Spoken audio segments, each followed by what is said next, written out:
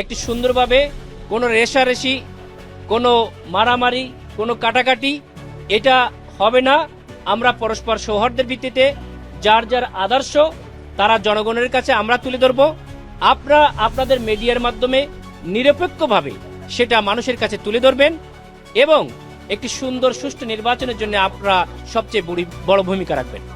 এরই পাশাপাশি আমরা আজকে আমাদের 17 আসনে আপনারা জানেন আমাদের যিনি প্রধান প্রতিপক্ষ তিনি গতকালকে যে একটা কড়াইল বস্তিতে সরাসরি ফ্যামিলি কার্ড দেখানো এবং ফ্ল্যাট অফার করা, এটা মানুষকে কিছুটা প্রভাবিত করা, যেটা নির্বাচনী আচরণবিধির লঙ্ঘন আপনারা সবাই জানেন।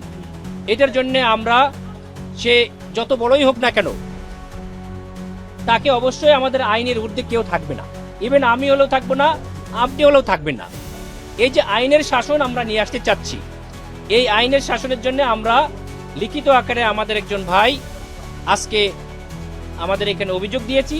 আমরা আশা করি নির্বাচন কমিশন বিধি মোতাবেক সেটা তাদের যেটা করা দরকার সে অনুযায়ী যদি পদক্ষেপ নেন তাহলে কোনো দলই কোনো ব্যক্তি নির্বাচনে বিশৃঙ্খলা করার সামান্যতম কোনো সাহস পাবে না। একটি সুন্দর সুষ্ঠু নির্বাচনের মাধ্যমে একটি সমৃদ্ধির বাংলাদেশের জন্য জাতি আজ তাকিয়ে আছে। আল্লাহ আমাদের এই প্রত্যাশাকে কবুল করুক, এই আশা আমি ব্যক্ত করছি। সকলকে আসসালামু আলাইকুম।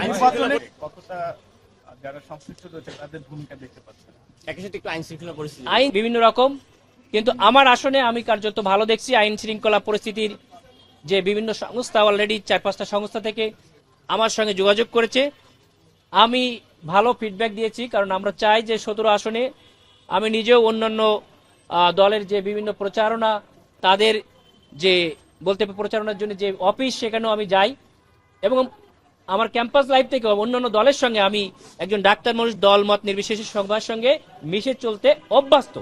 আমি এভাবেই চলার চেষ্টা করেছি। আমার সঙ্গে পার্সোনালি এখনো কারো কোনো সমস্যা হয় নাই।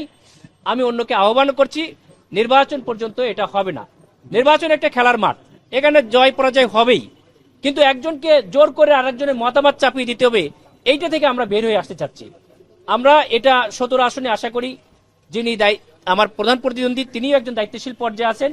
এরকম খারাপ পরিবেশ হবে না বলে আমার দিকে আশা ব্যক্ত করছি আমি, এবং আমরা সবাই মিলে সেটাকে সহযোগিতা করব। আইন শৃঙ্খলা যারা দায়িত্বে আছে তাদেরকেও আমাদের জনগণকে অবশ্যই সহযোগিতা করতে হবে। জোরকে আমরা কেড়ে নিতে না চাই। এটা বলেছি।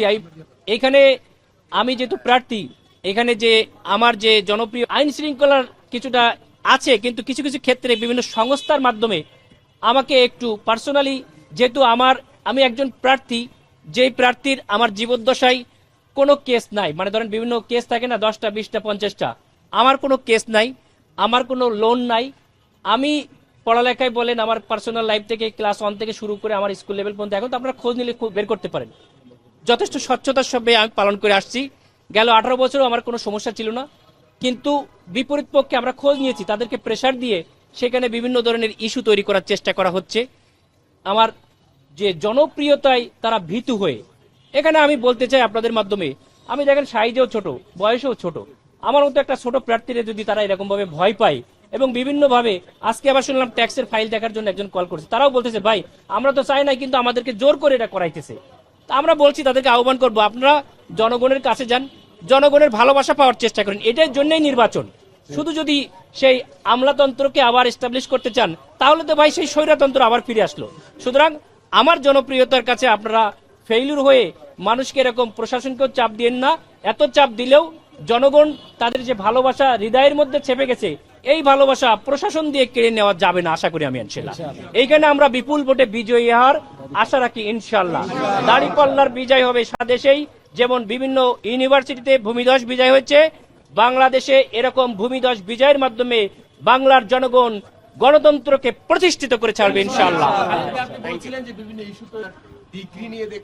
এটা তো আমরা বলেছি, এটা বাংলাদেশে সাপোজ আমাদের যে দেশনেত্রী খালেদা জিয়ার জন্য চিকিৎসা করতে বিদেশ থেকে চিকিৎসক আসলো, তখন কি বিএমডিসির অনুমতি নিয়ে চিকিৎসায় ঢুকছিল?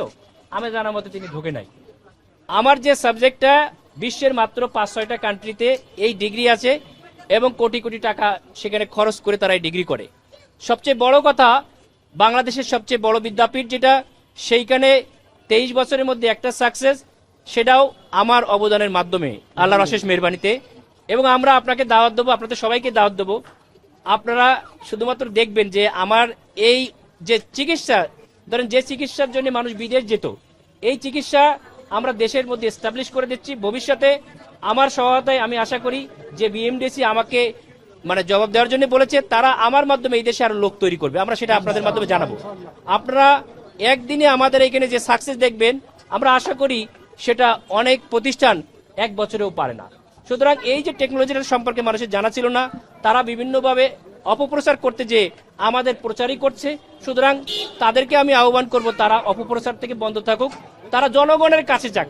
মানুষের ম্যান্ডেট নিয়েই ভবিষ্যতে আগামীতে ইলেকশন করতে হবে, জনসেবা করতে হবে, ক্ষমতায় যেতে হবে। জনগণের যে ম্যান্ডেট ছাড়া যারা বিভিন্ন পথে প্রতারণা করে, বিভিন্ন প্ররোচনা করে যারা ক্ষমতায় যাওয়ার স্বপ্ন দেখছে, জাতি সেটা দুঃস্বপ্নে পরিণত করবে ইনশাআল্লাহ।